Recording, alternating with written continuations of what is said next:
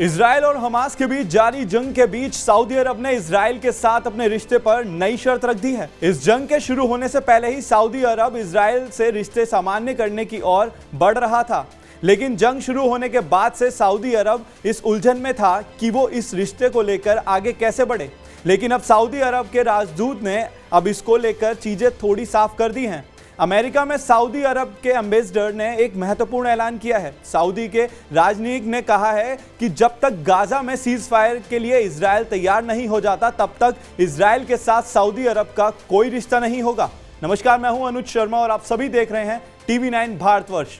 Saudi अरब ने साफ कर दिया है कि वह गाजा में युद्ध विराम के बगैर इजराइल को एक देश के तौर पर मान्यता देने वाले समझौते पर कोई बातचीत नहीं करेगा। सऊदी के राजदूत ने कहा है कि अभी भी उनके देश ने इजराइल से संबंधों को ठीक करने को अपनी महत्वपूर्ण पॉलिसी में शुमार नहीं किया है।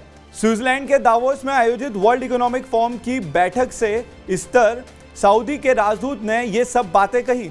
सऊदी अरब ने आज तक इजराइल को एक देश के तौर पर मान्यता नहीं दी है।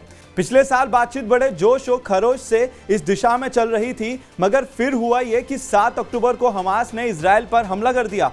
फिर इजराइल बमबारी गाजा पर शुरू हुई, जिसके बाद इजराइल और सऊदी अरब के बीच बातचीत पटरी से उतर गई। सऊदी अरब के क्राउन प्रिंस मोहम्मद बिन सलमान ने इजराइल के साथ रिश्ते मान्यता करने को लेकर कुछ शर्तें भी रखी हैं।